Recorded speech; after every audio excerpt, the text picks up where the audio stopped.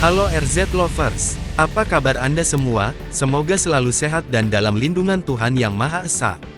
Kita sering melihat trailer film Hollywood atau Indonesia yang heboh, namun tiba-tiba, film tersebut lenyap dari jadwal bioskop.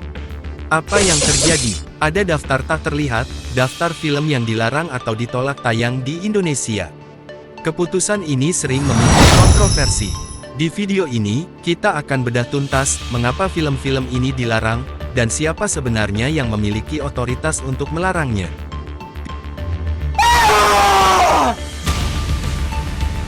Pihak yang berwenang mutlak untuk memutuskan apakah sebuah film boleh tayang atau tidak di Indonesia adalah Lembaga Sensor Film, atau LSF. LSF bekerja berdasarkan Undang-Undang Nomor 33 Tahun 2009 tentang film.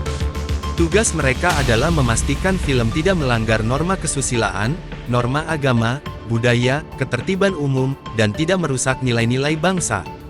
Jika sebuah film dinilai melanggar batas-batas ini, maka LSF akan mengeluarkan keputusan, tidak lulus sensor, yang berarti film tersebut dilarang tayang secara resmi di bioskop.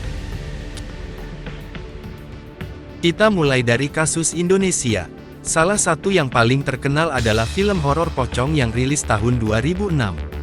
Film ini dilarang total oleh LSF. Alasannya ada dua. Pertama, kandungan kekerasan brutal yang dinilai terlalu sadis. Kedua, yang paling krusial, film ini menyinggung isu sensitif terkait tragedi Mei tahun 1998 dan mengangkat tema SARA yang berpotensi memicu trauma sosial politik. Kasus kontroversial lain adalah Kucumbu Tubuh Indahku, 2018. Film ini awalnya lulus sensor dan tayang, tetapi kemudian menghadapi penolakan keras dan pelarangan oleh pemerintah daerah di beberapa kota dan organisasi masyarakat. Alasannya, film ini mengangkat tema identitas gender dan homoseksualitas, yang dianggap melanggar norma agama dan kesusilaan. Ini membuktikan bahwa tekanan publik dan pemerintah daerah juga memiliki kekuatan sensor yang kuat. Sekarang, mari kita lihat kasus dari Hollywood yang dilarang karena isu seksualitas. Contoh klasik adalah 50 Shades of Grey. Film ini dilarang total oleh LSF karena konten seksual vulgar, BDSM, dan ketelanjangan yang eksplisit. Distributornya bahkan secara terbuka mengonfirmasi film ini tidak lolos kriteria penyensoran. Namun, bukan hanya film dewasa terang-terangan yang dilarang. Film sejarah sekelas Schindler's List juga tidak lolos sensor di masa lalu, terutama karena memuat adegan ketelanjangan frontal dan seksual yang tidak pantas, terlepas dari nilai historisnya. Beralih ke kategori kekerasan ekstrim. Film seperti The Human Centipede juga dilarang total.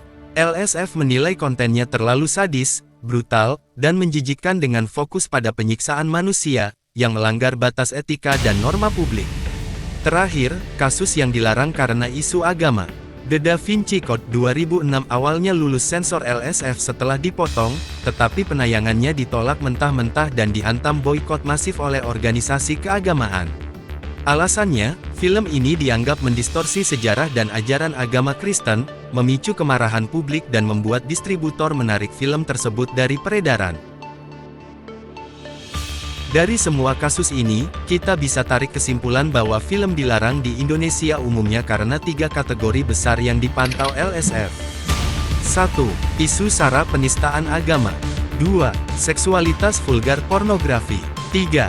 Kekerasan sadis ekstrim. Pada akhirnya, Indonesia memiliki standar sensor yang sangat ketat yang mencerminkan nilai-nilai kolektif. LSF adalah otoritas utamanya, namun suara publik dan organisasi juga memegang peran besar dalam nasib sebuah film. Film mana yang menurut Anda seharusnya tidak dilarang? Tulis pendapat Anda dengan bijak di kolom komentar di bawah. Jangan lupa like dan subscribe untuk pembahasan film menarik lainnya. Sampai jumpa.